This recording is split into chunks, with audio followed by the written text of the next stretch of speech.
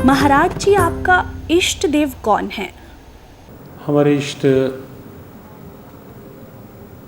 अखिल कोटि ब्रह्मांड नायक जगत गुरु भगवान श्री कृष्ण हैं।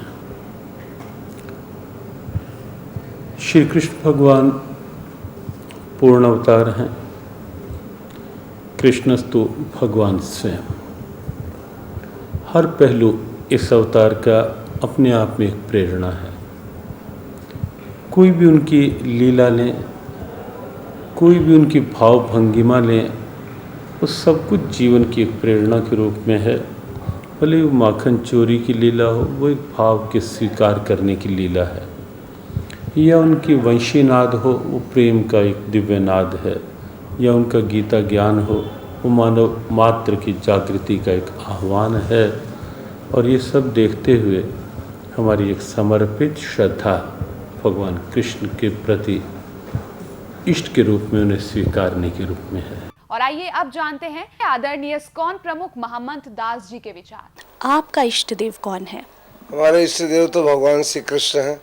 हम तो उन्हीं के लिए जन्म जन्मांतर तक उन्हीं की सेवा के लिए आराधना करते हैं कि उनकी कृपा मिले, जिससे कि अंतिम समय जब हम प्रयाण काल होता है, जब हम शरीर छोड़ें, तो भगवान का कीर्तन करते, उनका स्मरण करते हुए हम उनके धाम में प्रवेश करें।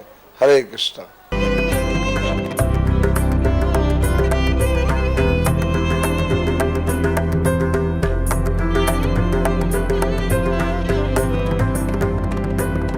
श्री कृष्ण जी की क्या स्थिति थी, और इनको जो सर्वेश्वर महेश्वर अनंत कोट ब्रह्मांड के स्वामी और इनको यानी जगत गुरु कह रहे हैं, तो वो संत नहीं, ना ही वो आध्यात्मिक गुरु, और कोई श्रद्धालु ऐसा उनके कहने से लगा हुआ है, ऐसे मानकर साधना कर रहा है, वो अपना जीवन नष्ट कर रहा है। हमारे पूज्य देव, हमारे इष्ट देव अनंत कोट ब्रह्मांड के कुल मालिक, सर्व ब्रह्मांडों के रचनहार कबीर देव जी, कबीर साहब, जो बनारस में भारतवर्ष की पावन धरती पर काशी शहर उत्तर प्रदेश में एक लहर तारा नामक तालाब के ऊपर खिले हुए कमल के फूल पर वो पूर्ण परमात्मा नवजात शिशु रूप धारण करके प्रकट हुए थे। ये हमारे पूज्य देव हैं, इष्ट देव हैं। अब परमेश्वर कबीर देव जी ने क्या कहा कि नौ मन सूत उलझिया,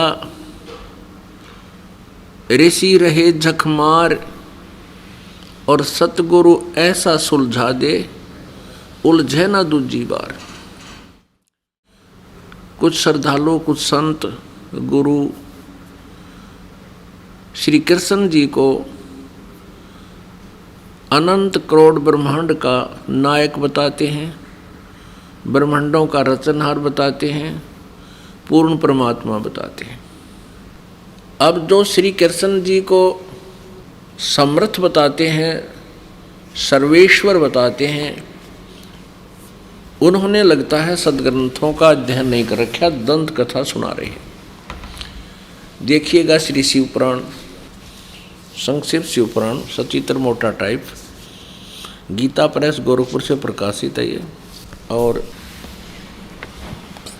संपादक हनुमान प्रसाद पोदार, प्रकाशक एवं मुद्रक हैं गीता प्रेस गोरखपुर, गोविंद भवन कार्यालय कोलकाता का संस्थान। ये इनके फ़ोन और फैक्स नंबर है।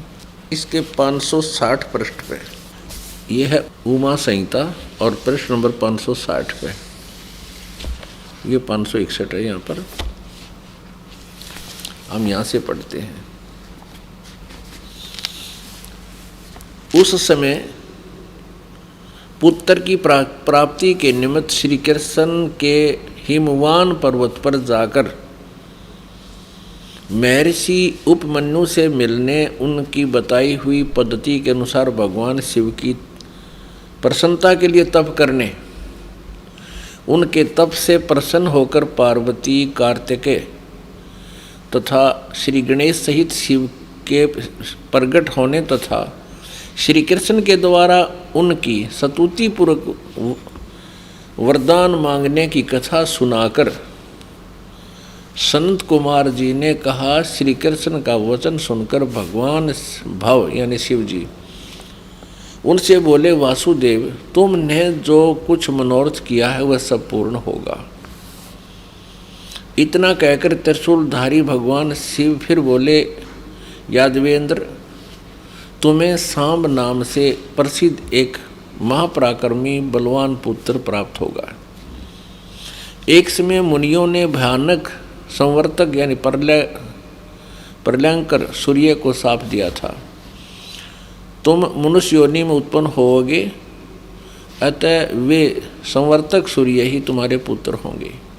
इसके सिवा जो जो वस्तु तुम्हें अभिष्ट है वह सब तुम प्राप्त करो।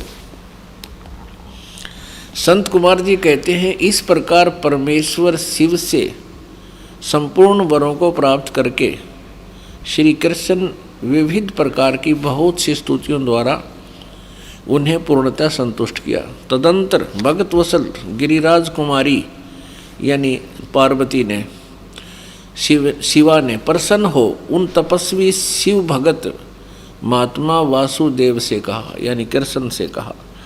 पार्वती बोली, परम बुद्धिमान वासुदेव नंदन श्री कृष्ण, मैं तुमसे बहुत संतुष्ट हूँ।